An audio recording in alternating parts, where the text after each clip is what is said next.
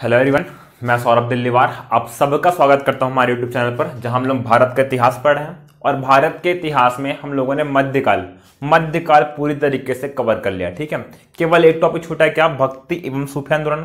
मैं बोला हूं कि वो लास्ट में कवर कराऊंगा। ठीक है, उसके बाद स्टार्ट करने वाले यहाँ से हम आधुनिक भारत का इतिहास। आधुनिक भारत का इतिहास आज से स्टार्ट करने वाले हैं। ठीक है, तो सब रेडी हैं? ठीक है, स्टार्ट करते हैं आधुनिक भारत का इतिहास। ध्यान देना, मैं जब पहली क्लास में क्लासिफिकेशन लिख रहा हूं इतिहास के कालखंडों के बारे में, तो मध्यकाल खत्म होने के बाद स्टार्ट हुआ है आधुनिक भारत का इतिहास। औरंगजेब की मृत्यु के पश्चात 1707 में क्या हुई है? औरंगजेब की मृत्यु है। और तब से लेकर 1947 तक, मतलब भारत की आजादी तक का समय, औरंगजेब की मृत्यु से लेकर भारत की आजादी तक का समय आधुनिक भारत के इतिहास में हमको कवर करना है। ठीक है, स्टार्ट कहां से होता है? ये औरंगजेब की मृत्यु से पहले क्या है, कुछ यूरोपियन कंट्रीज है जिनका भारत में आगमन प्रारंभ हुआ है। ठीक है, कुछ यूरोपियन कंट्रीज हैं, उनका भारत में आगमन प्रारंभ हुआ है।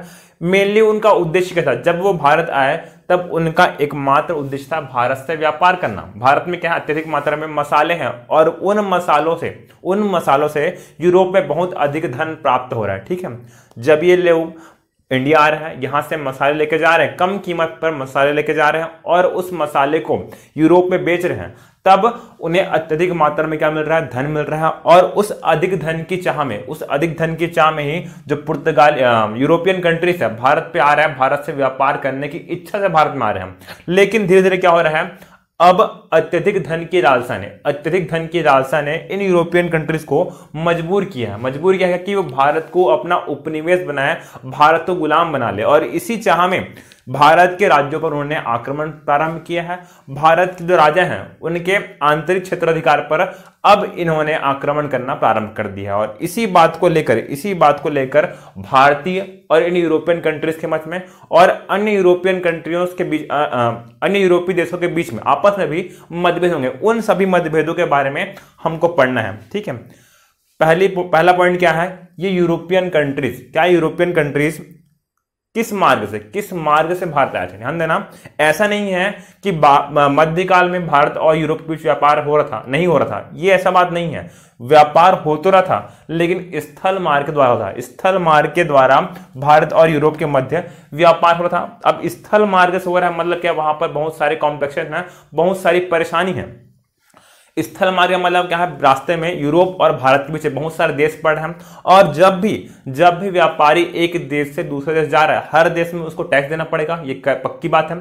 जिस देश का भी रास्ता व्यापारी तय करेगा उसको उस राज्य में उस देश में टैक्स देना पड़ेगा। पहली बात, हर देश में क्या है? गुंडे हैं, व्यापारी हैं, गुंडे लोग बैठे वहां पर।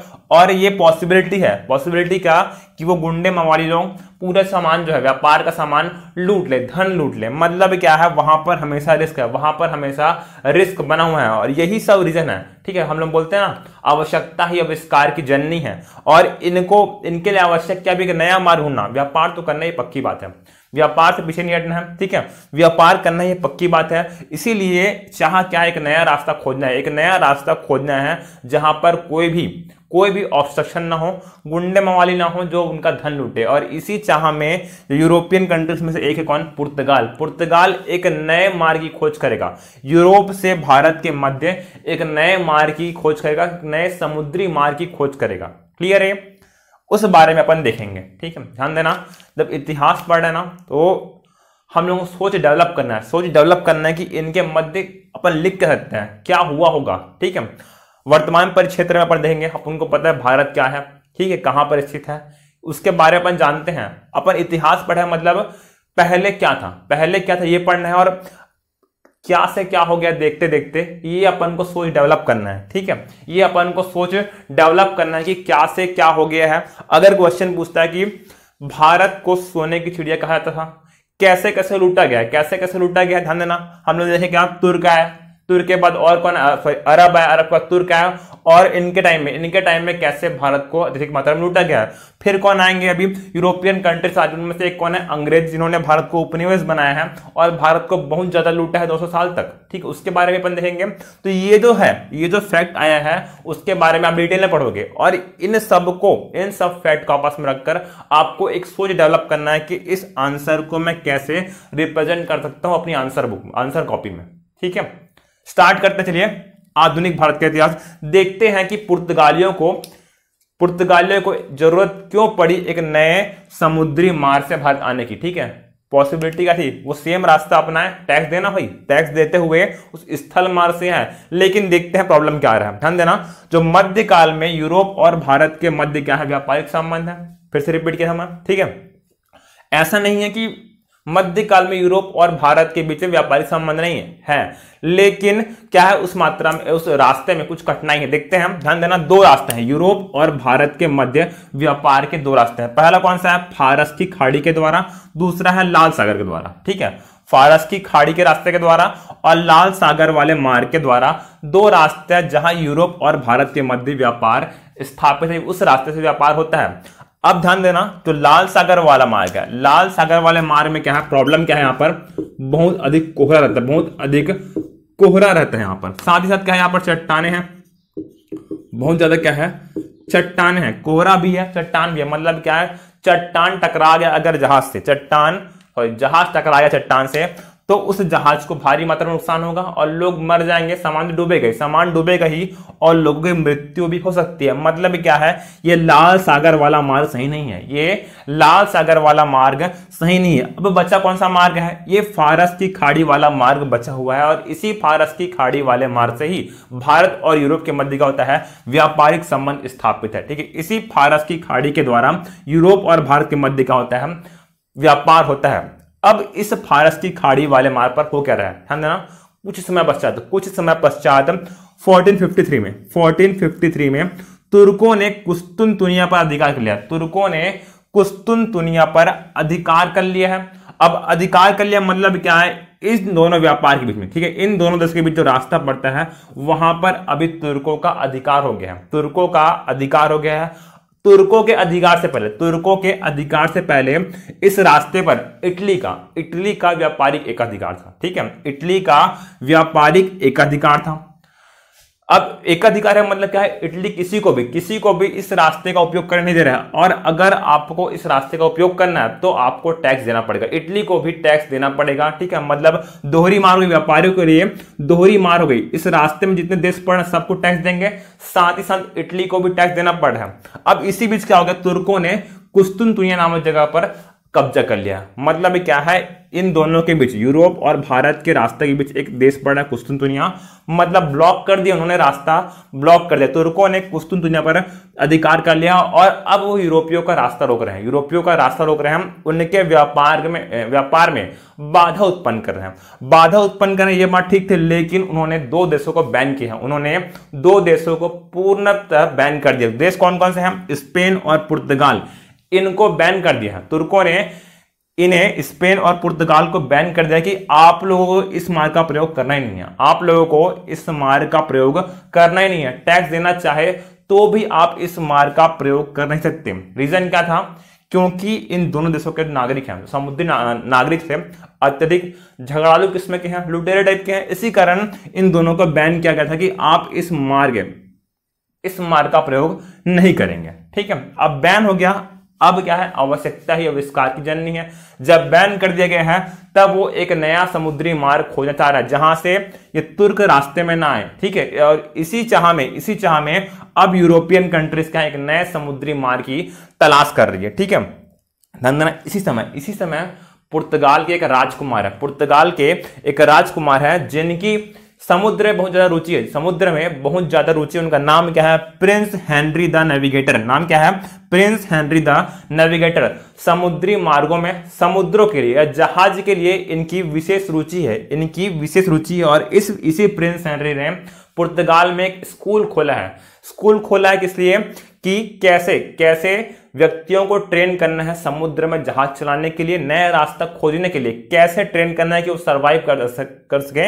इसके लिए प्रिंस हेनरी द नेविगेटर ने पुर्तगाल में एक स्कूल खोला और वहीं से एक रिवॉल्यूशन की शुरुआत हुई, समुद्री मार्गों की खोज की। वहीं से एक रिवॉल्यूशन की शुरुआत हुई कि कैसे हम नए जगहों को खोजे समुद्री मार्गों के द्वारा। ठीक है, अब क्या पूरे यूरोप में, अब क्या है, इस स्कूल की स्थापना के बाद पूरे यूरोपियन कंट्री से मध्य में होड़ लग गई। होड़ लग गई क्या, कि कैसे इन दो देशों के मध्य या इनके यूरोप से लेकर किसी विश्व के अन्य भूभाग तक एक प्रॉपर समुद्री मार्ग खोजे, छोटे समुद्री मार्ग खोजे, ताकि व्यापार में किसी तरह की बाधा उत्पन्न ना हो। ठीक है, इसी कड़ी में, ठीक है, एक व्यक्ति है, नाम क्या है, बार्थलोम्यूडोज। क्या नाम है, बार्थलोम्यूडोज नाम के एक पुर्तगाली व्यक्ति ने, नाम क्या है, बार्थलोम्यूडोज नाम के पुर्तगाली व्यक्ति ने केप ऑफ गुड होप खोजा है। क्या खोजा है, केप ऑफ गुड होप। इसको हम लोग बोलते हैं उत्तमाशा द्वीप। क्या बोलते हैं, उत्तमाशा द्वीप। नाम क्या है, बार्थलोम्यूडोज। बात कब की है, 1486 की बात है, जब एक पुर्तगाली व्यक्ति, नाम क्या है, बार्थलोम्यूडोज ने केप ऑफ गुड होप अर्थात उत्तमाशा द्वीप की खोज की है। अब ये उत्तमाशा द्वीप है क्या, देखते हैं। अब ये केप ऑफ गुड होप है कहां पर, ध्यान देना, ये क्या है, अफ्रीका महाद्वीप है। क्या है, ये अफ्रीका महाद्वीप है। और उस अफ्रीका महाद्वीप के सबसे दक्षिण छोर में क्या है, साउथ अफ्रीका है। क्या है, साउथ अफ्रीका है। ठीक है, और उसी साउथ अफ्रीका के सबसे अंतिम बिंदु पर एक पॉइंट है। इस साउथ अफ्रीका के सबसे दक्षिणी बिंदु पर क्या एक पॉइंट, इसको हम लोग क्या बोलते हैं, केप ऑफ गुड होप बोलते हैं। हिंदी में बोलते हैं उत्तमाशा द्वीप। क्या बोलते हैं, उत्तमाशा द्वीप, जो इस अफ्रीकी महाद्वीप का सबसे दक्षिणतम बिंदु है। ठीक है, अफ्रीकी महाद्वीप का सबसे दक्षिणतम बिंदु है। यहां पर कहीं पर क्या है, यूरोप है। यहां पर क्या है, यूरोप है। और इधर कहीं पे क्या है, एशिया बना हुआ है। एशिया, ध्यान देना, एशिया और अफ्रीका की बाउंड्री भी मिलती है। एशिया और अफ्रीका की बाउंड्री भी मिलती है। ठीक है, यहां पर कुछ ऐसा पॉइंट है, ये कुछ भारत का एरिया है। ठीक है, बहुत बड़े भूभाग पर क्या बना है, एशिया है। बहुत बड़े भूभाग पर क्या है, एशिया है। ध्यान देना, अब जब पुर्तगाली यात्री स्थल मार्ग का अनुसरण नहीं करना चाह रहे हैं, एक नए समुद्री मार्ग की खोज करना चाह रहे हैं, तब इसी कड़ी में बार्थलोम्यूडोज इस रास्ते का अनुसरण करते हुए कहां आया है, इस उत्तमाशा द्वीप पर आया है। कहां है, इस उत्तमाशा द्वीप पर। नाम क्या है, बार्थलोम्यूडोज। लेकिन जब यहां पर आया है तब उनको, यानी उनकी जो नेवी है, उनको भारी भयंकर तूफान का सामना करना पड़ा है। और तब उनके नाविकों ने या उनकी नेवी ने आगे चलने से मना कर दिया है। अब बार्थलोम्यूडोज केवल उत्तमाशा द्वीप की खोज करके ही इसी रास्ते से वापस चले गए हैं, पुर्तगाल चले गए हैं। वापस पुर्तगाल चले गए कौन, बार्थलोम्यूडोज। कहां तक खोजा, केवल केप ऑफ गुड होप तक का रास्ता खोजा है, भारत तक नहीं आए हैं, वो भारत तक नहीं आ पाए हैं। ठीक है, यहीं से वापस चले गए हैं। अब एक इटली के नागरिक है, नाम क्या है, क्रिस्टोफर कोलंबस। क्या नाम था, क्रिस्टोफर कोलंबस। वो भारत की खोज करना चाह रहे हैं, एक भारत तक एक समुद्री मार्ग की खोज करना चाह रहे हैं। और इसमें उनकी मदद इटली की सरकार ने नहीं की है। इटली की सरकार ने कोलंबस की मदद नहीं की है। मदद किसने की है, स्पेन की महारानी ने। किसने मदद की है, स्पेन की महारानी ने कोलंबस की मदद की है, क्योंकि उनका भी हिस्सा, कोलंबस क्या है, डकैत टाइप का आदमी है, और उस डकैती में हिस्सा किनका है, स्पेन की महारानी का है। और इसी कारण स्पेन की महारानी ने इस कोलंबस को हेल्प किया, क्या, कि आप जाइए और एक नए समुद्री मार्ग की खोज कीजिए, भारत तक पहुंचने के लिए। ठीक है, कहां गया व्यक्ति, कोलंबस, इटली का, मूलतः इटली का व्यक्ति है, लेकिन स्पेन की मदद से वह समुद्री मार्ग की खोज करने निकला हुआ है। ठीक है, ध्यान देना, इस रास्ते को फॉलो करके जाना चाह रहा है कौन, कोलंबस इंडिया आने की प्लानिंग कर रहा है। इस रास्ते को फॉलो करते हुए इंडिया आने की प्लानिंग कर रहा है कौन, कोलंबस। लेकिन एक मिस्टेक हो गई है। ठीक है, यहां तक तो आया, लेकिन इसके बाद इधर मुड़ने के बजाय मुड़ गया कहां, इधर मुड़ गए भाई साहब। ठीक है, कहां मुड़ गए हैं, कुछ इधर मुड़ गए हैं कौन, कोलंबस। और इसी कारण तो पूर्व में पहुंचने के बजाय कहां पहुंच गए हैं, पश्चिम देश यानी कि अमेरिका की ओर पहुंच गए हैं। कहां पहुंच गए हैं, अमेरिका पहुंच गए हैं। जो कोलंबस है, खोजने के चाह रहे थे इंडिया, इंडिया खोजना चाह रहा था, लेकिन कहां पहुंच गए हैं, अमेरिका पहुंच गए। कहां पहुंच गए, अमेरिका। और इसी कारण बोलते हैं क्या कि कोलंबस ने अमेरिका की खोज की, कोलंबस ने अमेरिका तक के समुद्री मार्ग की खोज की। ठीक है, अमेरिका की खोज नहीं की है, अमेरिका तक के समुद्री मार्ग की खोज किसने की है, कोलंबस ने की है। ध्यान देना, उनको अभी तक पता नहीं, उनको अभी तक पता नहीं है क्या कि अमेरिका है, इंडिया नहीं। उनको जब खोज गए जमीन तब उनको लगा है क्या कि इंडिया को ही खोजे हैं। ठीक है, कोलंबस को अपनी मृत्यु तक भी ये नहीं पता था कि वो इंडिया नहीं अमेरिका को खोजे हैं। ठीक है, उनको लग क्या रहा है, इंडिया को खोजे हैं वो, लेकिन क्योंकि राइट के बजाय लेफ्ट पहुंच टर्न ले लिए, इसी कारण कहां पहुंच गए हैं, अमेरिका पहुंच गए। उन्होंने अमेरिका की खोज की थी। ठीक है, अभी तक इंडिया नहीं पहुंच पाए हैं। पूरे विश्व के इतिहास में एक भारत तक के समुद्री मार्ग की खोज और एक अमेरिका के समुद्री मार्ग की खोज, दो बहुत ही रिवॉल्यूशनरी स्टेप माने जाते हैं, बहुत ही महत्वपूर्ण कदम है।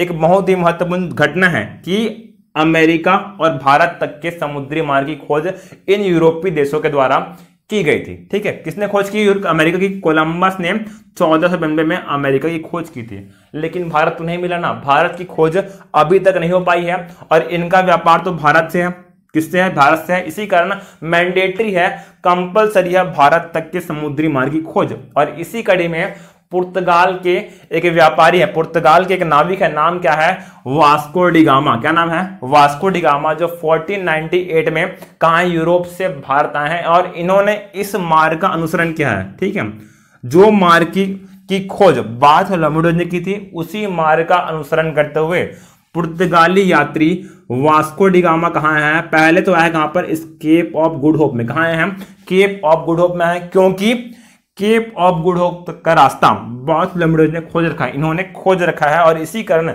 इस मार्ग को फॉलो करते हुए कौन आए हैं, वास्को डी गामा है। अब जब यहां पहुंच गए, जब यहां पहुंच गए हैं और इसके बाद का रास्ता उनको पता नहीं है, इसके बाद का समुद्री मार्ग उनको पता नहीं है, लेकिन ध्यान देना, इस समय इस उत्तर महाद्वीप या फिर केप ऑफ गुड होप में एक भारतीय व्यक्ति है, एक भारतीय व्यक्ति बैठा हुआ, नाम क्या है, अब्दुल मलिक। क्या नाम है, अब्दुल मलिक नाम का भारतीय व्यक्ति इस केप ऑफ गुड होप में है। और उनकी मदद से ही वास्को डी गामा अब केप ऑफ गुड होप से भारत तक का रास्ता कवर करेंगे। ठीक है, ये गुजराती व्यक्ति भाई साहब कहां भी, उत्तर महाद्वीप में है। और इनकी मदद से ही वास्को डी गामा ने अब केप ऑफ गुड होप से भारत तक का रास्ता कवर किया। कहां जाएंगे वो, केरल के कालीकट के कप्पक बंदरगाह पर लैंड करेंगे। कहां करेंगे, केरल के कालीकट के कप्पक बंदरगाह पर अब Vasco D gamma Abdul Malik नाम के गुजराती व्यापारी के साथ भारत में लैंड करेंगे। जब लैंड किए हैं तब वहां के केरल के स्थानीय राजा जमोरिन के द्वारा वास्को डी गामा का भव्य स्वागत किया गया कि कोई विदेश से आदमी आया है, नए समुद्री मार्ग से आया है। तब केरल के राजा ने उनका भव्य स्वागत किया है, उन्हें बहुत सारे उपहार दिए हैं। किसको उपहार दिए हैं, इस पुर्तगाली व्यापारी वास्को डी गामा को उन्होंने बहुत सारे उपहार दिया है। अब वास्को डी गामा बेहद प्रसन्न है, वास्को डी गामा क्या है, बेहद प्रसन्न है। और तब उसने मार्केट की ओर, भारत के मार्केट की ओर रुख किया है। वास्को डी गामा ने भारत के मार्केट की ओर रुख किया है।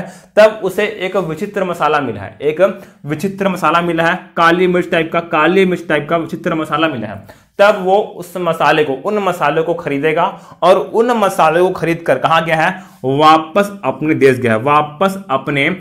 गया है। कौन, वास्को डी गामा। ध्यान देना, जब वापस गया है तब उन मसालों से उसे 60 गुना फायदा हुआ है, सपोज दैट वो 1 लाख का मसाला लिया था तो उसे कितना मिला है, अब 60 लाख मिला है। कितना मिला है, 60 लाख। मतलब फुल ऑन फायदे का सौदा है भारत से व्यापार करना, क्योंकि इस तरीके के मसाले कहां नहीं मिलते, यूरोप में नहीं मिलते हैं। और इसी चाह ने अब अन्य यूरोपियन कंट्रीज को मजबूर किया कि वो भारत में आए और भारत से व्यापारिक संबंध स्थापित करें। ध्यान देना, कोई लूटा नहीं है, वास्को डी गामा को कोई भी लूटा नहीं है। यहां पर बार लूट रहे थे, शायद तुर्कों ने कब्जा कर लिया था, कोहरा भी है, चट्टान भी है, ऐसा कुछ भी यहां पर नहीं हुआ। केवल क्या है, समुद्री तूफान है। और समुद्री तूफान से लड़ना सिखा किसने दिया है, इस स्कूल ने सिखा दिया, प्रिंस हैरी द नेविगेटर के द्वारा संचालित स्कूल ने कैसे समुद्री मार्ग की खोज करना है, कैसे तूफानों से बचना है, ये सिखा दिया। इसी कारण इनके लिए क्या है, बहुत ही सुगम रास्ता बना है जहां पर कोई भी इंटरफेरेंस नहीं है। और इसी घटना ने अन्य यूरोपियन कंट्रीज को मजबूर किया क्या कि वो भारत आए और भारत पर अपना व्यापारिक एकाधिकार, व्यापारिक संबंध स्थापित करें। ठीक है, सबसे पहले कौन है, पुर्तगाली है। कौन है, पुर्तगाली। फिर आएंगे हॉलैंड निवासी, इसको हम बोलते हैं डच। फिर आएंगे ब्रिटेन, फिर डेनिश और फिर फ्रांस। कौन आएंगे, क्रम याद रखिए, पुर्तगाली, डच, ब्रिटेन, डेनिश और फ्रांस। ठीक है, फिर से बोल रहा मैं, पुर्तगाली, डच, ब्रिटेन, डेनिश और फ्रांस। ये धीरे धीरे करके भारत में आए हैं। ये सभी कंट्रीज धीरे धीरे करके भारत में आई हैं। एक मिनट रुकिए।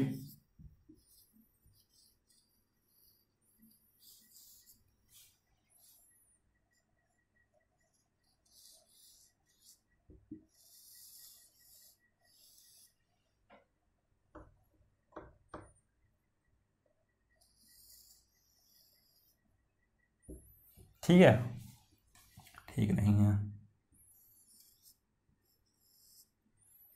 कुछ इस टाइप का है, सिर्फ अप्रॉक्स दिख रहा है। ठीक है, सेम नहीं बोलूंगा मैं, अप्रॉक्स दिख रहा है इंडिया का मैप, ध्यान देना।